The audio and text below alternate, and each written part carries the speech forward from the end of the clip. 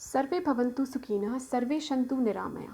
Sarve bhadrani pashantu ma kasisitra bhagavate. With this, I hope all of you are equally safe and sound at your respective places. A very warm and pleasant good morning to the ones hearing me out there. My name is Ayushi Ranjan and I'm very much privileged, a little scared, and also a little skeptical at the same time as to where are we actually going. Did we deserve all of this? Yes, we did. We made a mock of our Mother Earth in the horn of development, and now that has brought a pause, a closure, or maybe a reduction to our daily lives. And that is something I'll be addressing in my topic of the day, which is access to justice and COVID 19. Now, most of you would be probably thinking as to why did I choose this topic? What made me choose this topic? Fair. I know I chose this topic because I have a pending case of domestic violence in the Honorable Court of Law ever since the lockdown struck, and I need to bear up with the toxicity and the masculinity that my husband charges on me. Being the very vigilant citizen of this country and also a student of law, I'm aware of the fact that the pendency of cases has maybe doubled or tripled in the course of lockdown, and that is something I had to address to. And I couldn't have had a better platform than this. So now if I begin with something as basic as what does access to justice mean? If you turn down the pages of the constitution of our country, in the very initial pages itself that form parts of preamble, it states as that the preamble provides for securing all citizens equality of status and opportunity along with justice, social, economic and political. Now something that forms a part of my basic structure and cannot be disturbed or hindered to, I being the citizen of this country cannot be denied or made aloof of my right of having the access to justice, come what may.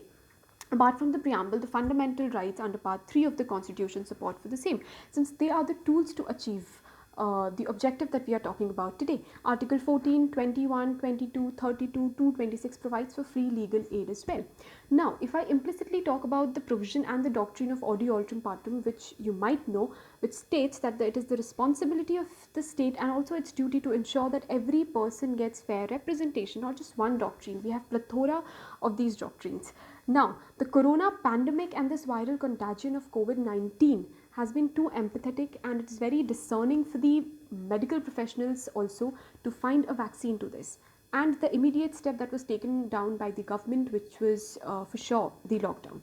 Now, if I may please drag your attention at length towards how COVID-19 has disturbed or sort of brought a change in our usual manifestation of providing justice.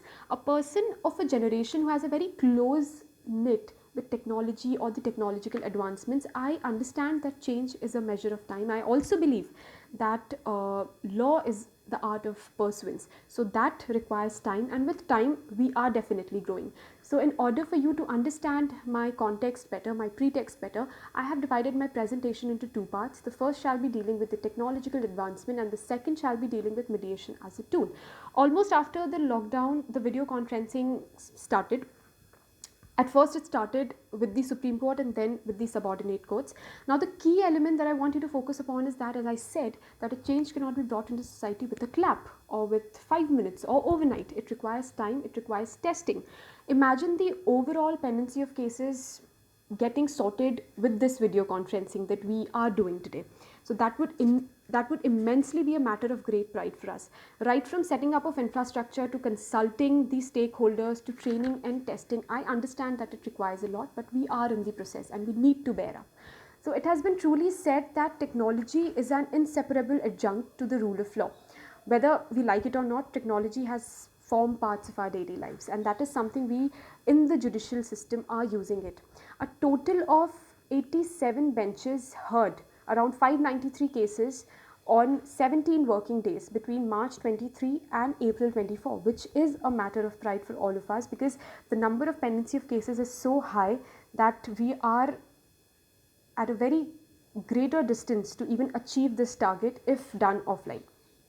So now the question arises that if the courts run, if the hearings are done, what has the judicial system done? So we have limited the number of lawyers within the courtrooms, we have sanitized the courtrooms between hearings, we have temperature checks in the gates of the courtrooms, social distancing has been properly maintained within the court premises. Now all of these aforementioned steps are being taken, but there is one more thing which has rapidly increased, which is the process of mediation I talked about initially. in which meetings are held and then conducted virtually in chat rooms with a password given to the mediator and the counsels and the clients, where the mediator can communicate separately with each party without maintaining any sort of physical contact. Things are done virtually with every possible good step. It is also allowed it has also allowed parties the time to fashion their response, as one's immediate response cannot be called as the best response. So that is one of the best parts.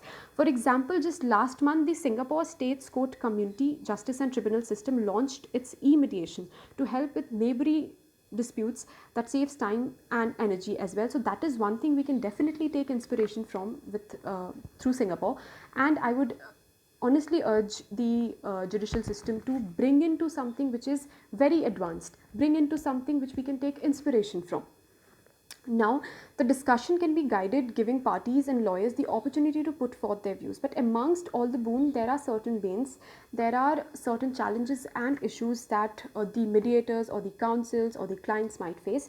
To this end, the judiciary along with the government must ensure to develop a policy framework to enable court next ODR through mediation, negotiation and arbitrations, specifically for the matters that relate to COVID-19 and disputes. Now here is one more very important thing that I feel I should address, is that the connectivity of internet. We in India, we have places which are very far and flung, and at that point of time you do not have a very stable internet connections. The clients are not aware of the status of their cases. Now that is something which I would definitely urge the judicial system to take care of. Now the second thing, which is that if I argue in the perspective of infrastructural requirements, it is also important to ensure specific number of labs with equally trained staffs.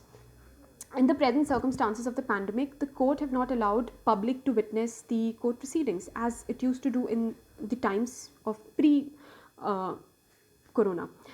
Now, I would like to recall one of the very important cases over here, which says that the Supreme Court in the case of Swapnil Tripathi versus Union of India has categorically laid down guidelines on live streaming of the cases only for the reason for the clients to see that this is the status of their case. So these were some of the points that I felt is important when talking about the access to justice and COVID-19, because even in the course of development, even in this pandemic, be it in the context of we not being able to go out to the courts, or we not being able to address the issues in an offline manner, we are doing a lot. The judicial system is doing a lot.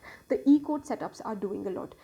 All that I urge the nation at this point of time is to be together, to hold together, to have faith in the judicial system, to have faith that even though their cases are pending in the court of law, it is going to take time, and for sure it is going to surmise.